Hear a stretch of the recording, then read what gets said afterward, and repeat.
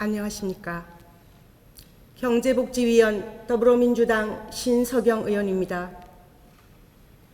본 의원은 최근 벌어진 사회복지법인 진주 푸른샘 장애 전담 어린이집의 아동학대 사건에 대해 사건의 심각성을 공유하고 이에 대한 행정청의 태도가 적절한 것이었는지 되짚어보고자 오늘 이 자리에 섰습니다.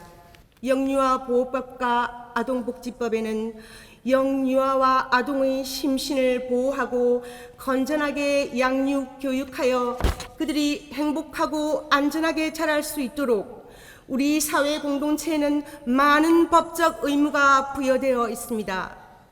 그 중심에는 보호자를 포함한 성인이 아동의 건강 또는 복지를 해치거나 정상적 발달을 저해할 수 있는 신체적, 정신적, 성적 폭력이나 가혹행위를 하거나 그들을 유기하거나 방임하는 것까지도 아동학대 행위로 규정하고 학대 정황이 의심되기만 하여도 신고할 수 있다고 규정하고 있습니다. 즉, 신체적 폭력 행위는 물론 기타의 가혹행위나 정서적 폭력, 언어적 폭력과 부작위에 의한 방임까지도 아동학대 처벌 대상이 되는 것입니다.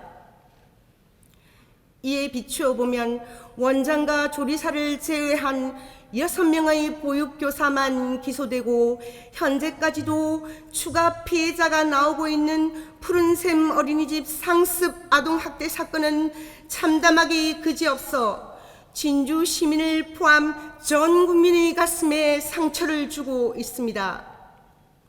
언론에 보도된 학대 영상은 극히 일부분에 지나지 않으며 22년 6월부터 8월 중순까지 약 80여일간 푸른샘 어린이집에서 상습적이고 일상적인 아동학대가 벌어지고 있었습니다. 절차적 정당성만 항변하며 피해 아동과 학부모의 구호 조치에 최선을 다하지 않은 것으로 보입니다. 형사소송이 진행 중인 현재까지 행정의 공백을 한탄하고 있습니다.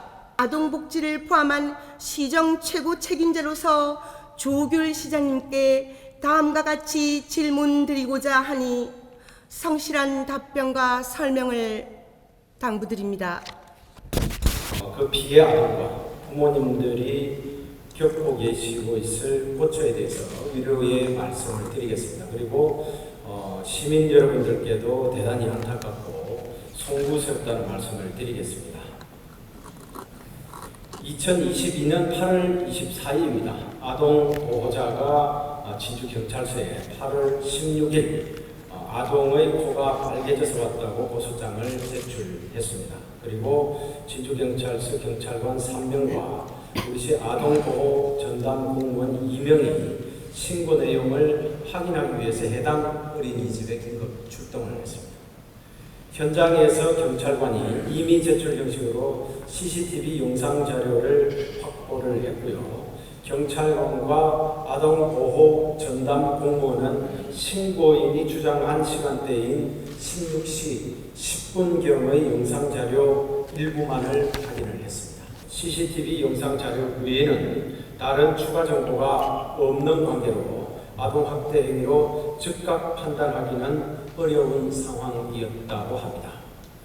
이후에 제주경찰서에서 초기 피해자 조사 및 영상 등 관련 자료를 경상남도 경찰청으로 이첩을 했습니다. 2023년 3월까지 CCTV 10개 채널 약 70일간의 영상을 우리시 아동보호전담 공무원이 면밀하게 분석을 하던 중에 학대의 심각성을 인지를 하고 해당 어린이집 원장에게 구두로 가해 교사들의 분리 조치를 요청을 하여 2월 14일부터 출근을 하지 않았습니다. 최초 학대 의심자 2명 외에 교사 3명에 대한 수사를 경남 도경에 추가 의뢰하였습니다. 해당 어린이집과 원장, 보육교사에 대한 행정처분을 지난 5월 30일 결정을 해서 31일 통보를 하였습니다. 다음 날인 6월 1일 해당 어린이집을 방문을 했지만 운영이 중지된 채 폐쇄되어 있는 것을 확인하였습니다. 이에 우리 시는 학대 관련 행정처분과는 별도로 어린이집 운영 기준을 위반하여 어린이집 휴원 신고를 하지 않고 정당한 사유 없이 휴원하여 아동과 학부모에게 심한 불편을 준 사실에 대해 추가로 행정처분 절차를 진행하고 있다는 말씀을 드리겠습니다. 법원 확정 판결로 아동학대 범죄로 만일 처벌을 받을 경우에 영유아보육법에 따라서 보육교사 자격 취소 등 행정처분을 할 예정이라는 말씀을 드리겠습니다. 우리 행정력의 미비로 보여지는 것이 분리 조치가 너무 늦게 이루어졌다는 점입니다. 작년 8월 16일 날 그 사건 접수가 되고 17일 날 다음 날 현장 조사를 나갔는데 올해 2월 15일까지 약 7개월간 가해 교사와 피해 아동이 같이 있었습니다. 2022년 9월과 올해 23년 4월 사이에 추가 피해 아동이 드러나게 됐고요. 어제부로 입건되었습니다. 이것은 우리 시가 좀 더 발빠르게 이 절차에 따라서 분리 조치를 취했더라면 이게 막을 수 있었던 아동학대 사건인데 어떻게 생각하십니까? 결론이 지어지지 않은 상태에서 우리가 할 수 있는 일들이 권고사항입니다. 우리 진주시의 권고를 받아들여야 되는데 아까 휴원을 무작정 할 정도로 이렇게 거의 막 나가는 식의 이 어린이집 운영을 했기 때문에 이때도 우리의 권고가 받아들여지지 않은 것이 저희들로서는 상당히 안타깝다는 말씀을 드리겠습니다. 이게 제 생각에는 이게 첫 단추부터 잘못 깨어졌다 생각합니다. 뭐냐면요. 24일 날 제출 신고가 들어가고 바로 당일날 오후에 경찰관을 동행해서 공무원이 출동했습니다. 현장 조사를 나갔지요. 근데 이날은 학부모님이 신고 학부모님이 거기 오라는 연락을 못 받아서 못 갔습니다. 못 갔고 전담 공무원과 경찰관만 갔고 그다음에 가해 교사로 의심되는 원장 및 그 교사가 있는 자리에서 그 학부모님이 특정한 그 시간대만 아주 짤막하게 보니까 아이가 하교하는 길에 아이의 배를 3차례 때리고 다리를 2번 때리고 그리고 아이를 갖다가 다리를 잡아 끌고 교실로 들어오는 장면이 포착되었습니다. 이제 그것을 보고 물론 빨간 코와 관련해서 나타난 정황은 발견되지 않았지만 그 장면 자체가 학대 의심 정황이라고 판단해서 경찰은 CCTV를 임의 제출받아 수거해 갔습니다. 그런데 우리 현장 파견 공무원은 거기서 이 학대 정황이 의심스럽지만 이게 반드시 학대 행위라고 뚜렷하게 판단할 수 없었다라면서 똑같은 영상을 보고도 이거는 명백한 아동 학대 행위다 이렇게 판단할 수 있지 않았을까 하는 아쉬움이 남습니다. 70여일간의 영상 자료를 우리 공무원이 이 와서 확인을 하니까 이 점모가 드러나는 그 정도입니다. 그래서 이거 어떤 순간적인 찰나의 영상을 보고 이 점모를 다 왜 다 헤아리지 못했느냐라고 한다면은 그 공무원한테 너무 우리가 과도한 기대를 하는 게 아닌가 생각을 하고요. 단지 그 시점에 그 영상 자체에 어떤 징후라도 발견이 됐었으면 하는 그런 아쉬움이 있습니다. 아이의 배를 때리고 다리를 때리고 발목을 잡아 질질 끌고 오는데 그걸 보고 어떤 학대의 징후가 아니라고 판단했다면 좀 문제는 있는 것 같습니다. 12월 7일 도경에 영상자료 4본을 갖다가 요청할 때까지 자료 공유 요청을 할 때까지 뭘 했는지 모르겠습니다. 이 아동학대 의심 사건에 대해서 물론 그때 판정을 하지 않았기 때문에 의심 사건이라고 사례라고 할 수 있는데요. 이거에 대해서 뭘 했는지 그 피해 아동 학부모님과 또 얼마나 소통했는지 그것이 궁금합니다.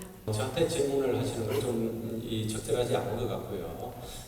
우리 시에도 이 아동 학대에 관한 이 내용이 한 몇 년 작년에만 해도 한 10건 정도 이렇게 접수가 됐습니다. 그 10건 중에서 지금 이렇게 이 결론적으로 말하면은 아쉬웠던 이 내용이 지금 이 한 건으로서 돼서 이 지금 모든 사람들이 염려를 하고 또 그 처분에 대해서 이 같은 마음으로 공감하는 마음에서 지금 기다리고 있는 거 아니겠습니까? 그래서 이 뭐 신고되는 대로 모든 어린이집의 모든 관계 자료나 이거를 다 한다는 것은 사실은 현실적으로 법적으로도 허용되지 않고 현실적으로도 쉽지 않은 그런 일임을 말씀을 드리겠습니다.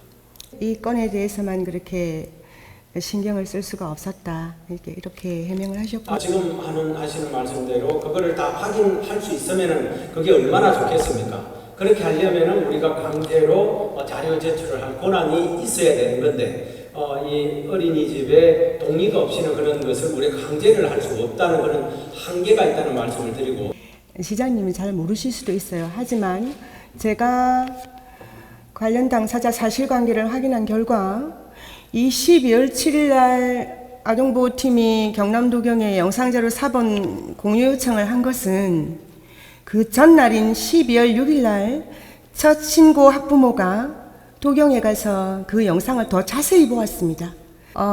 그 영상 자료를 보고 온 학부모님은 영상 자료를 갖다 공유를 해라, 시에서도 받아봐라 하고 이렇게 요청한 동시에 아동 격리 조치를 요청을 했습니다. 하지만 이때도 시에서의 답변은 이거는 수사 결과를 지켜봐야 된다.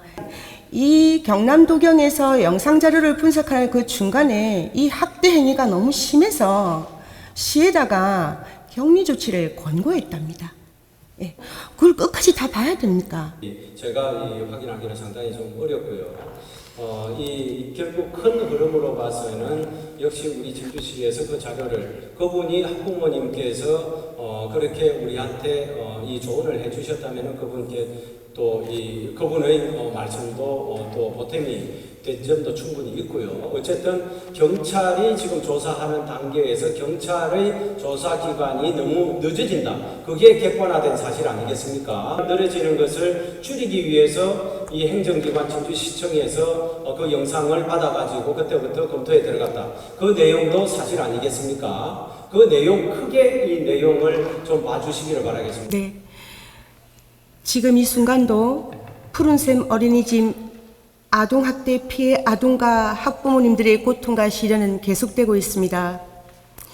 지난 6월 16일 창원지방검찰청 진주지청은 이 사건에 대해 최고 책임자인 원장을 혐의 없음 불기소 처분하고 구속된 2명을 포함 6명의 가해교사에게 상습성과 방조 부분에 대해 무혐의 처분을 내리고 아동학대 부분에 대해서만 기소 처분을 내렸습니다.